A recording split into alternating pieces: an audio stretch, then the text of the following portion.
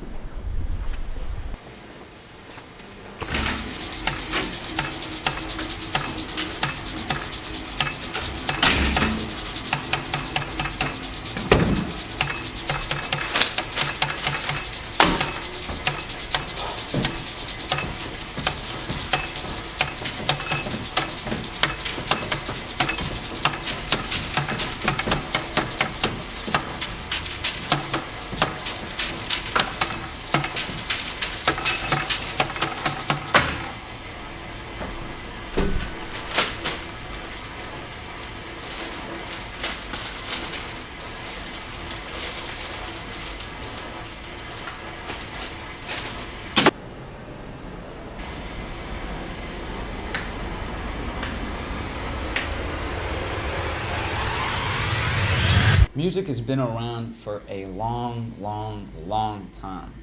So I'm not going to talk about the whole history of music because I would die of old age, respectfully. So instead, for this project, I decided to narrow it down more to hip hop. But I'll still talk about other music, don't worry. I like it. Damn.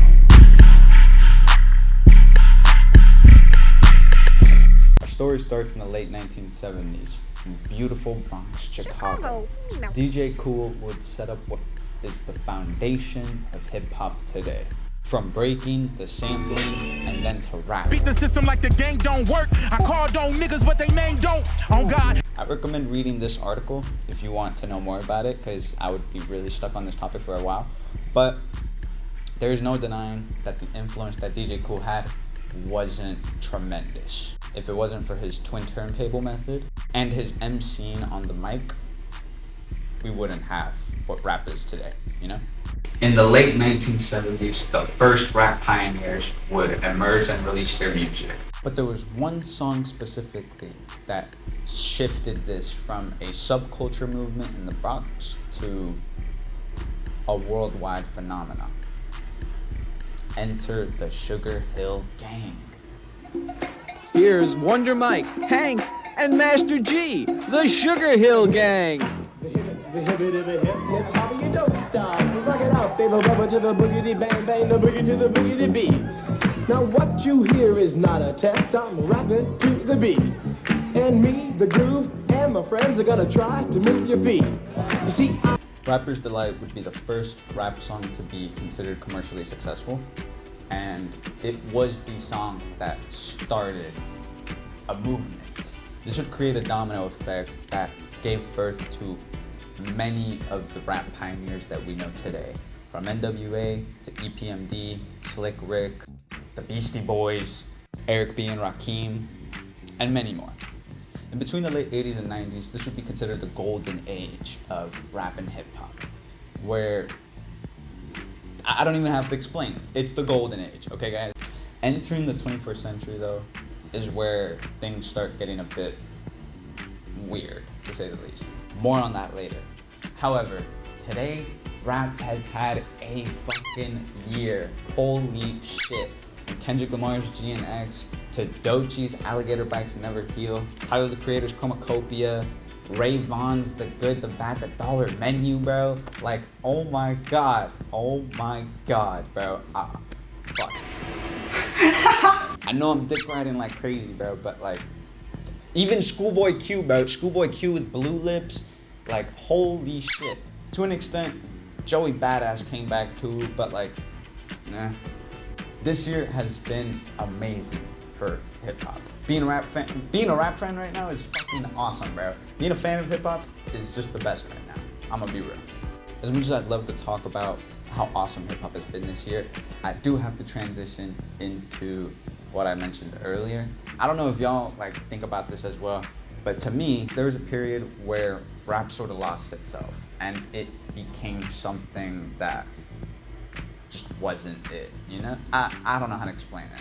I'll get to it. This loss of identity within the rap industry was detrimental. And not a lot of people peep how much it actually impacted and influenced us, to where it conditioned this sort of persona, especially within children, which I like to call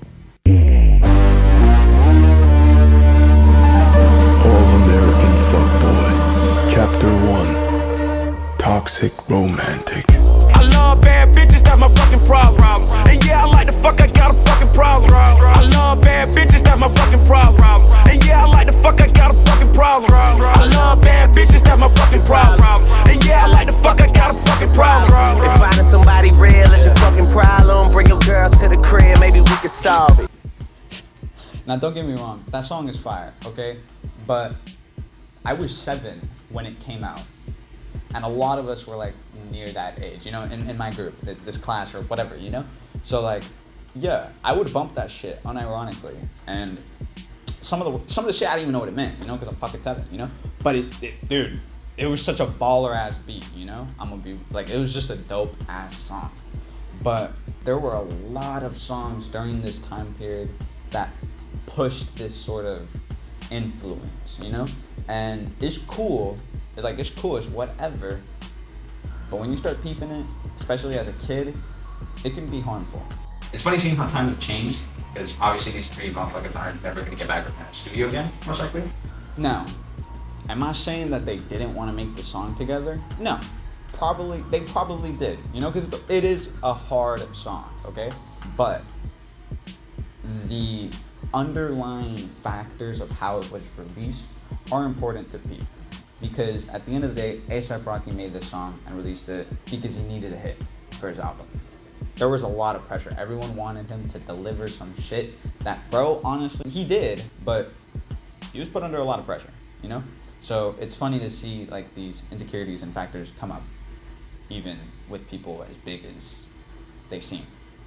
Now, I'm not trying to point any fingers or blame anybody for anything, you know? At the end of the day, you gotta take accountability for your actions. But there's no denying that this influence that the music had at the time wasn't impactful to a lot of people. And in reality, it started even before that song. I just wanted to highlight that song for the time being. From the early days of Chris Brown, R. Kelly, even Biggie, Usher. Like, there's so many songs that end up going into that like conversation of the womanizing aspect of hip-hop and the glamorification of problematic lifestyles. I'm not here to bash hip-hop, I swear, I love it, but there's no denying that this era that started in the early 21st century was very damaging to the culture. For example, like, who's the greatest rapper of all time? I don't know what yours is, I'm gonna be real. I don't really care, respectfully, because I can't hear your answer. But I'm positive that 9 out of 10 of you said a male. And I don't even want to ask the question of who is the greatest female rapper, because they're both rappers, you know? So like, just peep what I'm talking about there. But we have been on party mode since the fucking 80s, y'all. The party has got to stop, honestly, because shit's fucked up. Shit is fucked up. Because when the party is over, the only things you're left with are trash and silence. Do you enjoy the silence?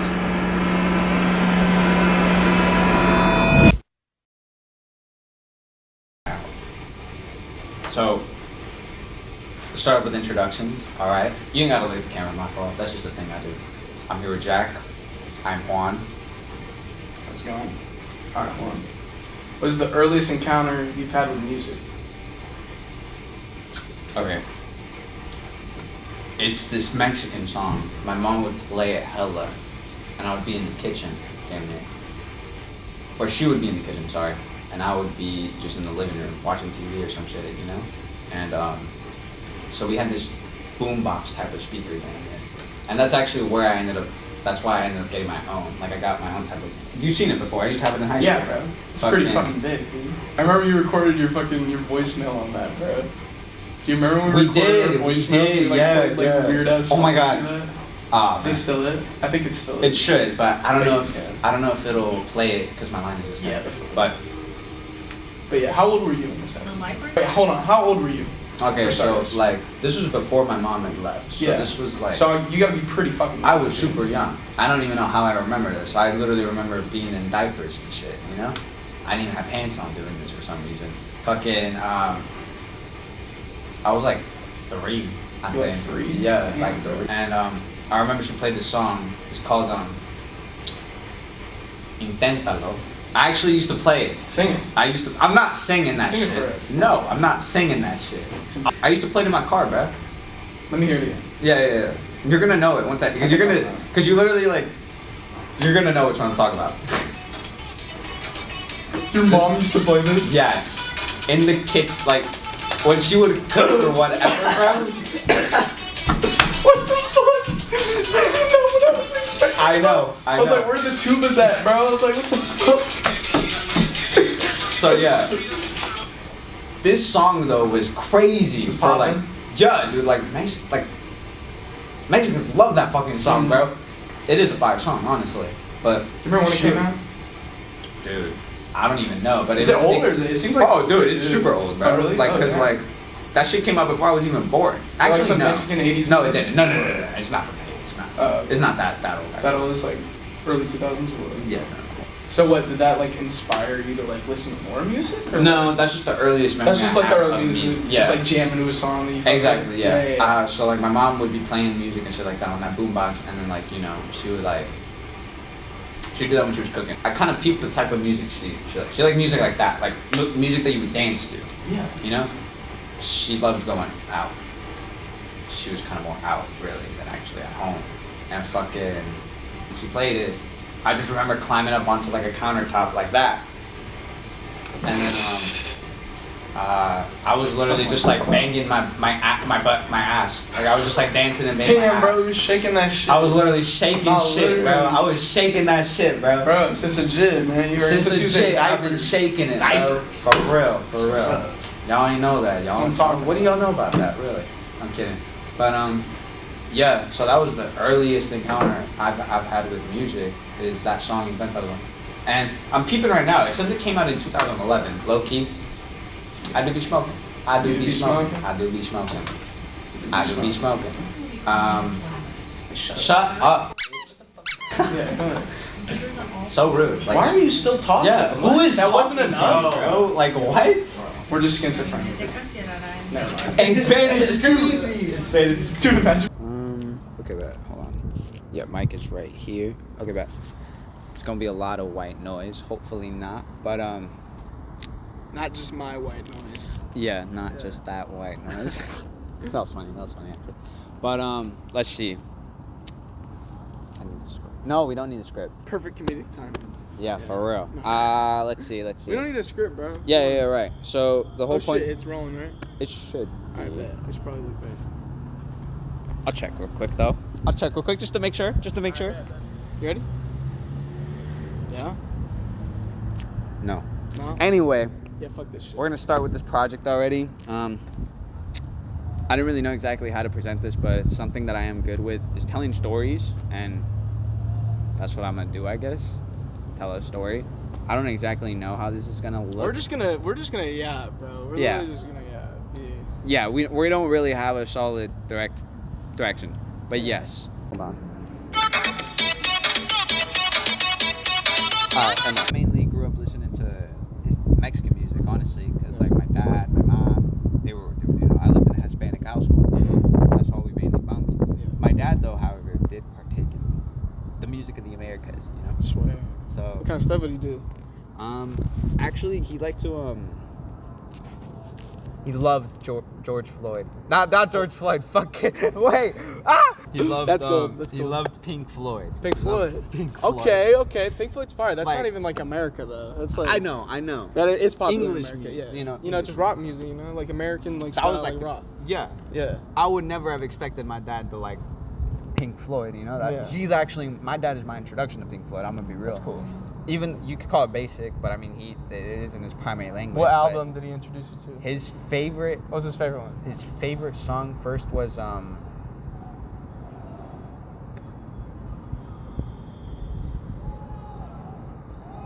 The Great Gig in the Sky. It's Obviously. It's classic. Obviously, It's a classic, great one. you know, obviously. But really the song that, I was like, damn, like, holy shit. Earliest Pink Floyd song, like, I really, like, grasped and, like, I fuck with this, was, Another Brick in the Wall. Yeah, bro, that's a classic one. That's a classic My dad one. fucking loved that. That song is so good, bro. And it is. I don't even know if he understood any lyric. I don't know if he understood any lyric. Dude, it's just like, this song rocks. No, that was literally it. He fucking loved that song. See, that's what I love about music, bro. Like, even if, like, your, like, lyrics or whatever, like, are good as fuck, bro, like, if that shit doesn't sound good at the end of the day, like, people aren't gonna listen to it. People aren't gonna fuck with it, you know what I mean? Like, even if your message is, like, awesome, like, if that shit's not, like, I don't know, like, grabbing people in some way, like, and bring their attention to it, then, like, I don't know, it's hard to be successful, you know? Yeah, no. You gotta be unique.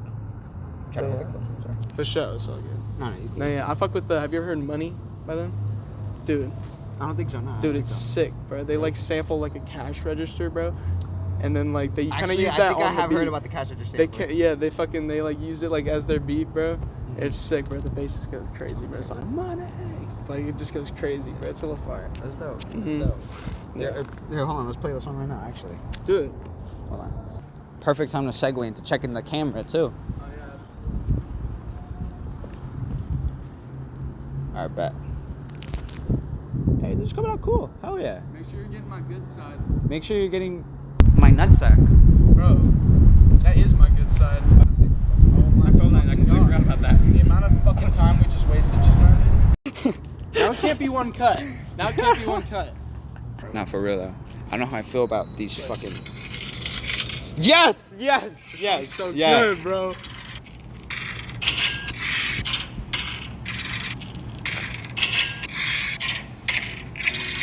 So good, bro. Dude, it goes crazy. No, it does though. It does. So Like lit. once the guitar starts coming in, bro. Like. All right, so like, who do you think was like your biggest like influence though? Like to get into like music. Like who made you be like, dude, I want to do this shit like myself? Present time now. Now. Capital Steez. I probably do get into a lot of weird shit, just don't remember it because I smoke a lot. Yeah, I smoke like 4 to 7 times a day. Yeah, it's my lifestyle. Yeah, it's the flower of life, you know? Kendrick Lamar and Nitty Scott. These 3 artists, like, discovering them and hearing them, like, I don't know, it just inspired me a lot to, like, want to be able to appreciate music more. And then also go and make my own, you know? With Capital Steez, he was a dope-ass rapper. He took his life at, like, 21 years old. Damn. And he committed suicide, damn near. Fuck. But he was the one that started the Beast Coast movement, bro. He was the founder of Pro Era. He, like, started a whole-ass fucking movement, bro. He's, like...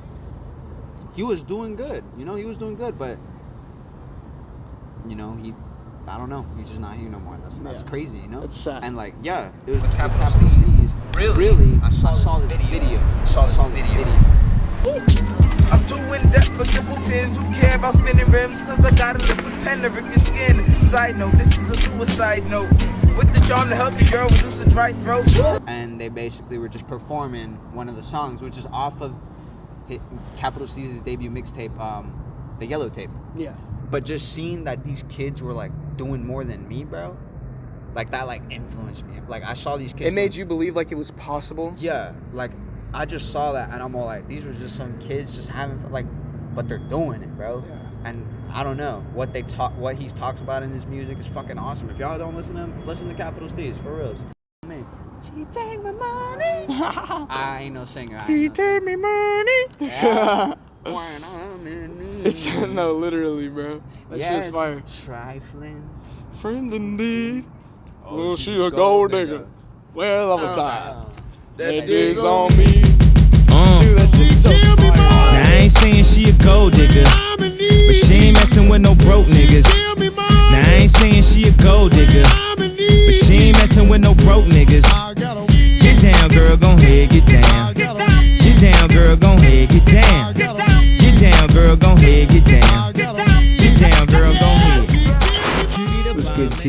I don't know if I'm supposed to be recording right now. I'm gonna be real.